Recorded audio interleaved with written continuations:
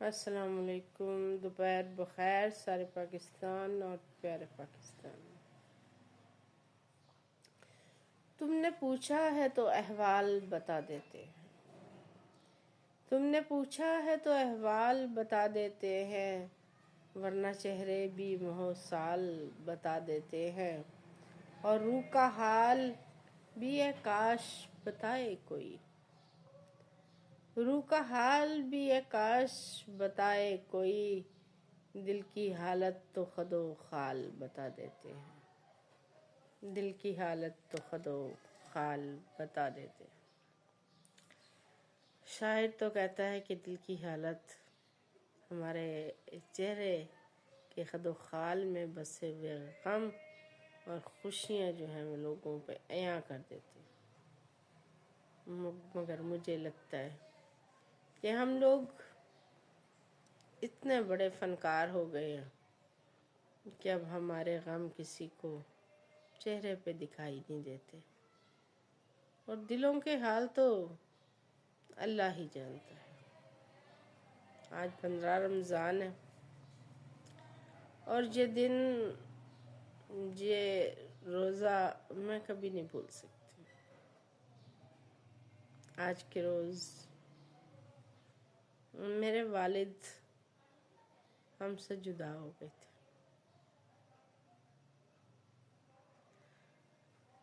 وہ بہت ہی خوبصورت شخصیت کے مالک تھے۔ آج میرا دل کیا کہ میں ان کو یاد کروں، میں ان پہ بات کروں۔ وہ اتنے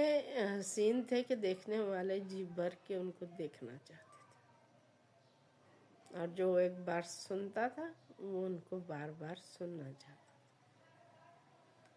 گو کہ میرے بھائی کی شہادت کے بعد وہ ہارٹ پیشنٹ ہو گئے تھے، وہ بیمار رہتے تھے، لیکن اس کے باوجود جو ہے نا کبھی انہوں نے روزہ نہیں چھوڑا تھا۔ وہ ڈاکٹر کو ہمیں وہاں لے کے جانا ہے، اعتکاف کرتے تھے، اور وہاں پہ ہمیں ڈاکٹر لے کے جانا پڑتا تھا، لیکن اس کے باوجود ہمارے دل میں کبھی یہ خیال آیا ہی نہیں تھا کہ وہ جا سکتے یا وہ مر سکتے۔ اتنی زندہ دل اور اتنی بھرپور شخصیت۔ پھر وہ بیمار ہوتے ہیں اور میں ان کی خبر گیری کے لیے والدہ کے گھر جاتی ہوں، تب تک میرا کوئی بچہ نہیں تھا، اور ان کو کچھ لوگ اور ملنے آئے ہوئے تھے، اور میرے والد صاحب ان کے ساتھ باتیں کر رہے تھے، اور ان کی آواز میں وہی گرج اور وہی کھنک تھی جو ایک زندہ دل اور صحت مند انسان کی میں ہوتی ہے، اور ان کی وائس سے میں فیل نہیں کر پائی کہ وہ اتنے زیادہ جو ہے نا وہ بیمار ہیں۔ اور کافی دیر میں نے انتظار کیا کہ یہ لوگ چلے جائیں اور میری ان سے ملاقات ہو جائے، کیونکہ مجھے پتہ چلا تھا کہ وہ بیمار ہیں، لیکن وہ مہمان بیٹھے رہے اور وہ بھی ان کے پاس بیٹھے رہے، تو میں اسی طرح واپس آ گئی، میں کیا کوئی مسئلہ نہیں ہے، میں ان سے دوبارہ مل لوں گی۔ ان کی طبیعت خراب ہوتی ہے اور وہ کسی کو بھی نہیں کہتے، نہ انہوں نے کسی بیٹے سے کہا، نہ انہوں نے کسی بیٹی سے کہا، تو وہ کار رینٹ پہ لیتے ہیں، اور جو ہے نا صرف میری والدہ ساتھ ہیں، اور وہ بہاولپور سٹی چلے جاتے ہیں، اور وہاں جا کے جناب وہ ایڈمنٹ ہو جاتے ہیں، حالانکہ وہ انتہائی شدید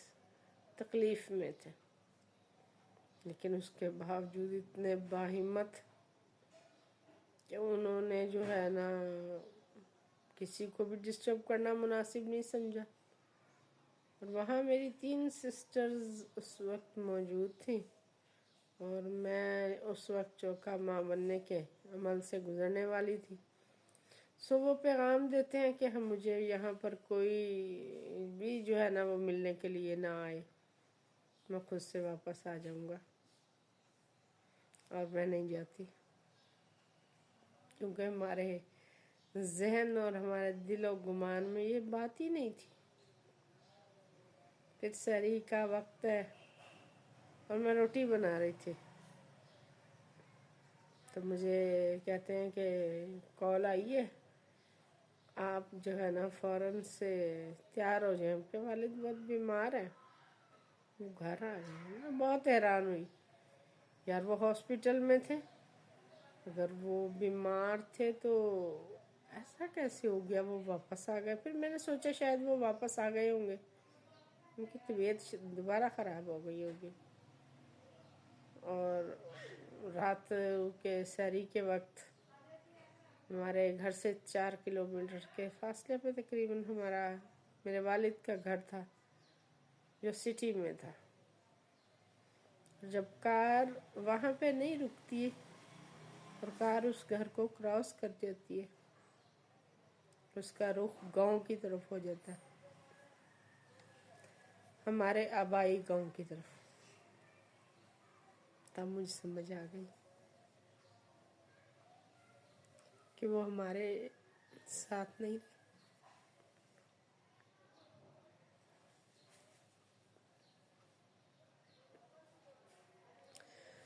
27 साल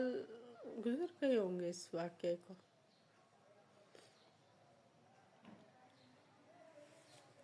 दुख क्यों नहीं कम होता।